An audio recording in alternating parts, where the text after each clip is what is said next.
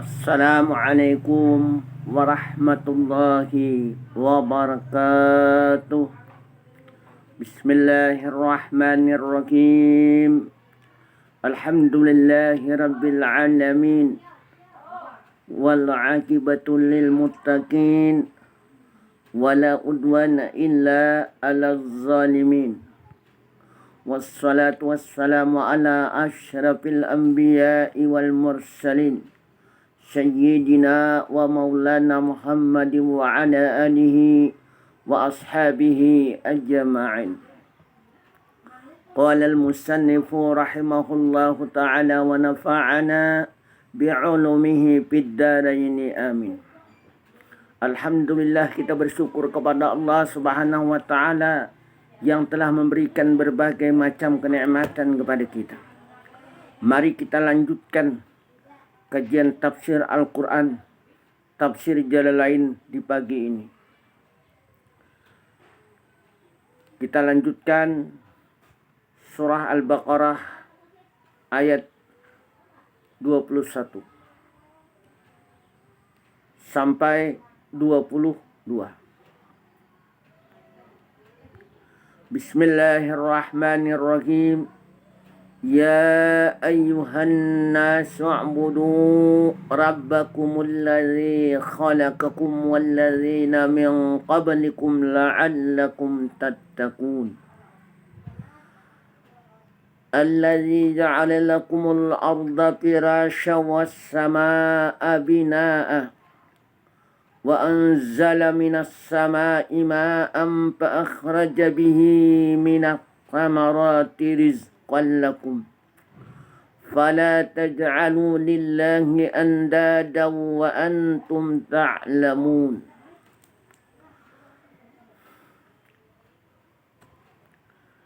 Ya ayyuhan nas, wahai manusia.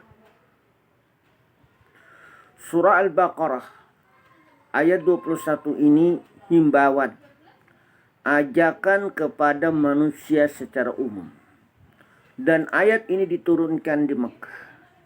Ya ayyuhan nas, maksudnya ay ahlu Mekah, wahai penduduk Mekah. Diajakan kepada penduduk Mekah. Apa ajakannya? Perintah u'budu rabbakumul ladzi khalaqakum. U'budu, sembahlah. Rabbakumul ladzi khalaqakum. Rabbakum, Tuhan kamu. Jadi menyembah dalam arti mempersembahkan jiwa dan raga kita ini. Jiwa dan raga kita ini dipersembahkan kepada Allah Subhanahu wa ta'ala. Maksudnya wahiduhu, maksudnya wahidu rabbakum, mengesahkan Tuhanmu. Jadi jangan sampai kita menyembah Tuhan yang tidak asa, jadi Tuhan yang satu. Kita menyembah Tuhan yang satu. Qul huwallahu ahad. Katakanlah Muhammad, Allahu ahad, Allah itu satu. Jadi menyembah Tuhan yang esa. Menyembah dalam arti kita beribadah kepada Allah Subhanahu wa ta'ala melalui ibadah salat. Baik salat fardu maupun salat sunnah. Di dalam Al-Quran itu dijelaskan perintah sholat. Kalau di dalam surah Al-Baqarah ayat 21 ini perintah menyembah Allah. Tetapi secara khusus lagi perintah sholat. Aqimis sholat lidzikri. Dirikanlah sholat untuk mengingat aku, kata Allah. Artinya dengan sholat kita dapat mengingat Allah Subhanahu wa ta'ala. Di ayat lain juga dijelaskan, aqimus shalah wa atuz zakah. Dirikan salat dan tunaikan zakat.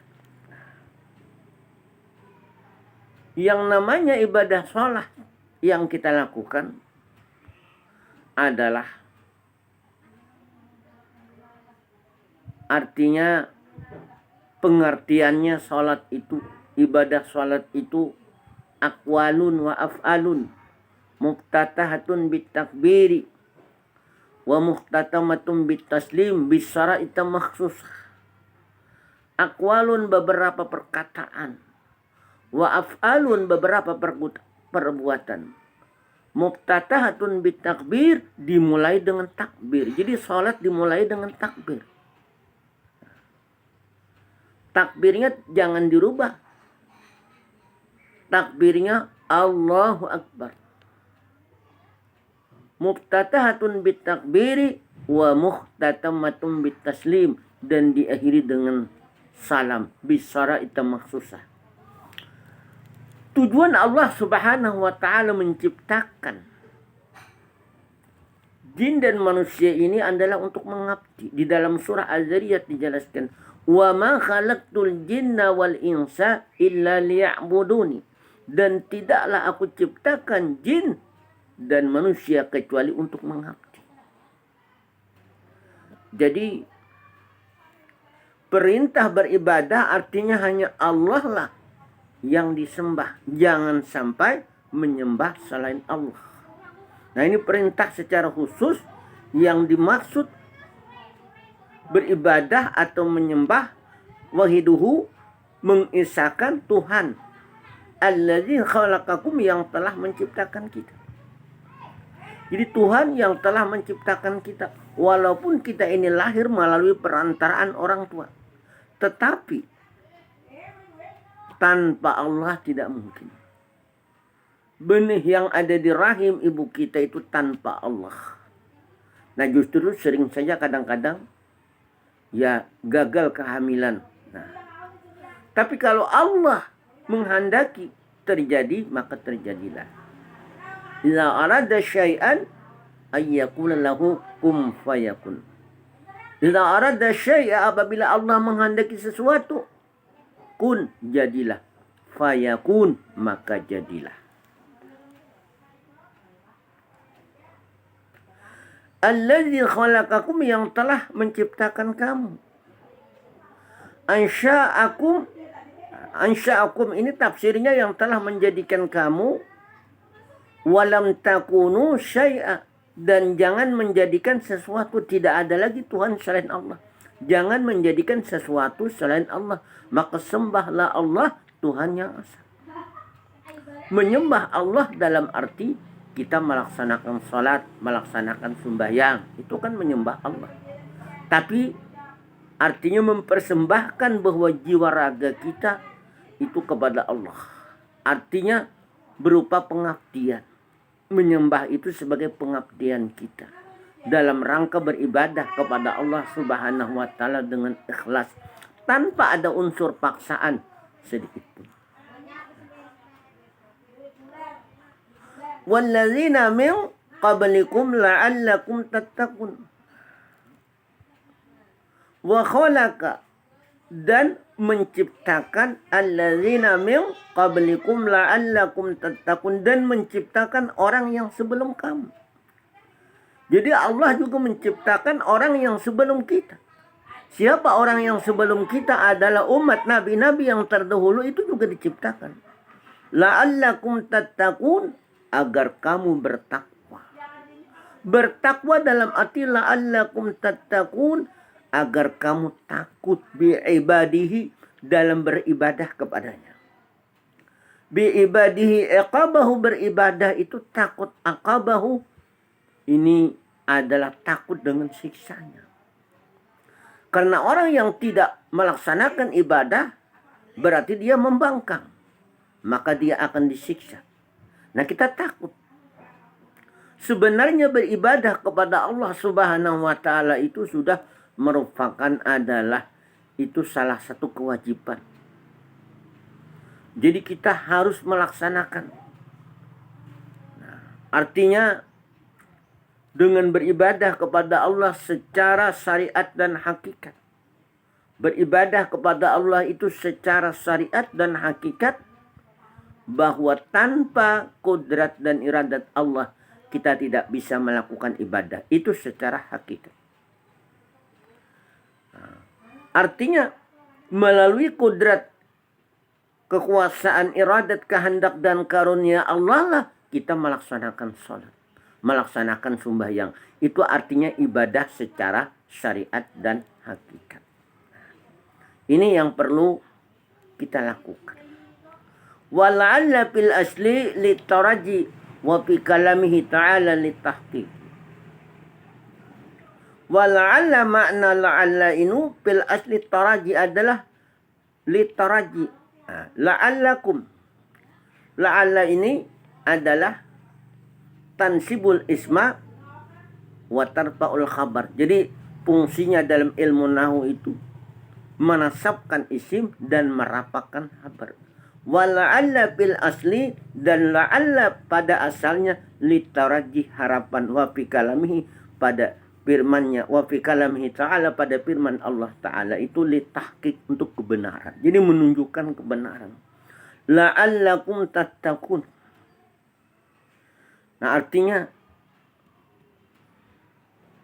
mudah-mudahan semoga kamu bertakwa, semoga kamu takut bi'ibadihi dengan beribadah kepada Allah itu aqabahu. Nah, kepada siksanya.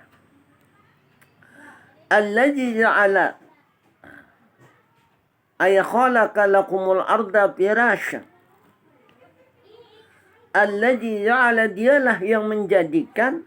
Jadi makna ja'ala khalaqa dialah yang menciptakan lakumul arda untuk kamu bumi firasya sebagai hamparan.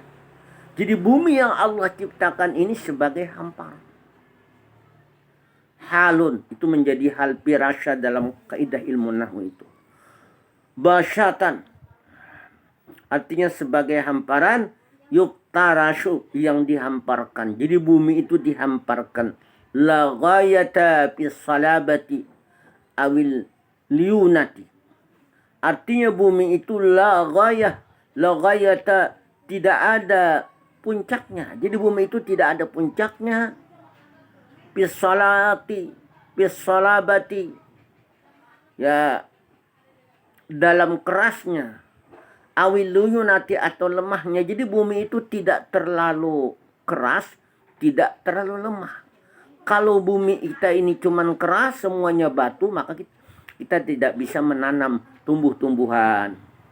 Kadangkala kita menanam benih. Nah, kadangkala kita menanam sayur-sayuran. Jadi bumi yang Allah ciptakan ini ada tidak terlalu keras, bisalabati awiliyunati artinya tidak terlalu keras, artinya bukan hanya batu saja bumi ini, tetapi juga ada lemahnya, ada juga rawanya, ada yaitu batu-batuan, ada juga tanah yang subur. Begitulah bumi. Fala yumkinul istiraru 'alaiha. Fala yumkinul istiqraru 'alaiha. Maka tidak mungkin tetap. Karena yakunu. Jadi yumkinu ini istiqraru ini isim kana. Fa'ul isma merapakan isimnya, watansibul khabar dan menasabkan habarnya. Dia habarnya sini 'alaiha habarnya. Fala yumkinul istiqraru 'alaiha, maka tidak mungkin tetap bumi itu atas. Jadi bumi itu tidak tetap. Tidak terlalu keras dan tidak terlalu lemah. Begitulah bumi. Maka kita akan berada di bumi. Maka di bumi ini kita bisa menanam padi, bisa menanam sayur-sayuran, bisa menanam pohon-pohon juga yang keras, ada deratan. Nah, kemudian ada ya pegunungan yang keras, ada batu-batuan. Begitulah Allah menciptakan. Artinya la ghayata fis salabati awil liyunah. Artinya tidak ada puncak dalam kekerasannya fis salabati awil liyunati. Artinya atau kelemahannya itu tidak ada. Wa anzalna minas sama' ima'a.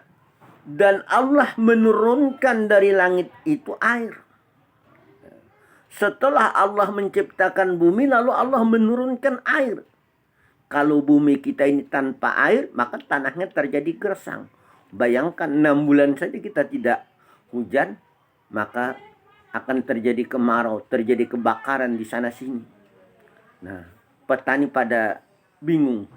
Artinya selalu minta berdoa kepada Allah, melaksanakan salat istisqa, minta hujan. Nah, bagaimana? Artinya berusaha supaya turun hujan. Kita buat hujan buatan, tidak sama. Hujan buatan itu tidak sama dengan hujan yang alami. Karena hujan yang turun dari langit itu keberkahan yang luar biasa. Itu keberkahan yang luar biasa. Karena Allah menjelaskan dalam surah Al-A'raf ayat 96. Lau anna ahlal qura amanu wattaqaw la fatahna alaihim barakatim minas sama'i wal ardh. Sekiranya penduduk suatu negeri itu amanu beriman, wattaqau dan bertakwa. Sekiranya penduduk suatu bumi itu beriman dan bertakwa, la fatahna alaihim barakatim minas sama'i wal ardh. Pasti akan kami curahkan, pasti akan kami bukakan, kata Allah, berkah minas sama'i wal ardh, dari langit dan bumi. Jadi berkah di sini kalau kita baca dalam tafsir Ibnu Katsir itu hujannya tidak terlalu banyak, sesuai dengan keperluan tumbuh-tumbuhan. Juga tidak terlalu sedikit. Kalau terlalu sedikit kan tidak cukup tumbuh-tumbuhan. Kalau terlalu banyak terjadi banjir, maka tumbuh-tumbuhan akan, ya artinya lamas. Kalau bahasa Banjar tuh artinya lamas, maka matian, tinggalan. Nah itu. Jadi sesuai dengan keinginan, ya, kayak apa kehendak tumbuh-tumbuhan. Hujan tidak terlalu banyak dan tidak terlalu sedikit, artinya sesuai keperluan tumbuh-tumbuhan tersebut. Begitu. Wa anzala minas sama'i ma'an fa akhraja bihi minas samarati rizqan lakum. Sekalipun kita buat hujan buatan, tidak bisa menandingi hujan yang langsung dari Allah Subhanahu wa taala. Fa akhraja bihi, maka menghasilkan bihi dengan air itu, mengeluarkan dengan air itu, min anwa'is samarat, berbagai macam buah-buahan, mengeluarkan berbagai macam buah-buahan, rizqan lakum, sebagai rezeki bagimu. Nah, artinya sebagai rezeki. Jadi sehingga hujan itu dikatakan keberkahan. Berkah. Jadi penduduk suatu negeri yang selalu beriman dan bertakwa kepada Allah diturunkan keberkahan. Hujannya tidak terlalu banyak dan tidak terlalu sedikit, sesuai dengan keinginan tumbuh-tumbuhan. Jadi membuat tumbuh-tumbuhan itu menghijau sehingga tumbuh-tumbuhan itu berbuah di sini. Min anwa'is samarat, berbagai macam buah-buahan. Nah, rizqan lakum, sebagai rezeki bagimu. Nah, ta'kulunahu, ini tafsirnya ta'kulunahu, kamu memakannya, bisa memakannya. Kalau tumbuh-tumbuhan itu sudah berbuah, bisa memakannya. Wa ta'lafunahu bihi dawabakum, dan memberi makan hewan. Jadi hewan-hewan bisa juga. Artinya makan dari, ya artinya pohon jambu, pohon mangga, nah, ini berbuah. Pohon, ya kelengking dan sebagainya, ini bisa juga memberi makan. Di samping ya untuk kita memakannya juga untuk adalah hewan-hewan. Nah begitu. Fala taj'alu lillahi andada, maka janganlah kamu menjadikan bagi Allah itu andada, sekutu-sekutu. Andada, fala taj'alu lillahi andada, dan janganlah kamu menjadikan bagi Allah itu andada. Andada di sini adalah artinya sekutu-sekutu. Syuraka, mensyarikatkan Allah, jangan. Artinya kita menyembah Allah melalui perantara, jangan. Melalui, harus menyembah berhala dulu. Jadi pada hakikatnya menyembah Allah tidak demikian. Dan kita langsung terhubung dengan Allah. Jadi tidak perlu melalui syarikat, harus menyembah matahari dulu, artinya sebagai perantara, itu tidak. Nah justru itu jangan sampai kita menyekutukan Allah. Kita yakin menyembah bahwa Allah adalah Tuhan yang esa.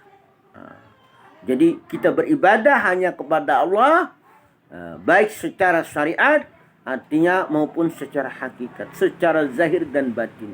Jiwa dan raga kita ini dipusatkan kepada Allah Subhanahu wa ta'ala.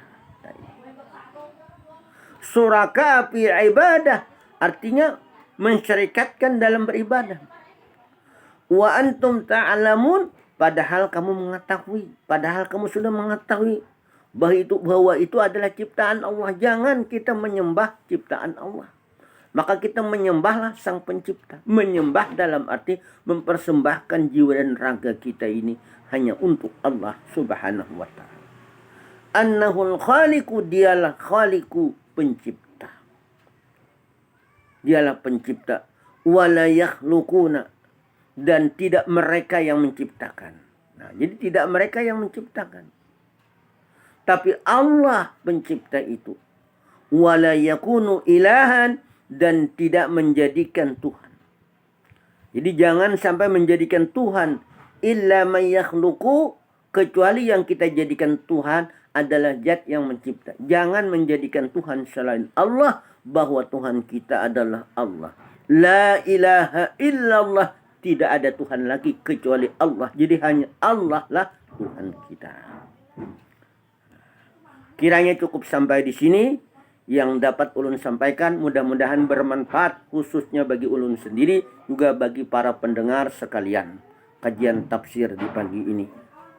Usikum wa nafsi bitaqwallah, wallahu maufiq ila aqamit thoriq. Wassalamualaikum warahmatullahi wabarakatuh.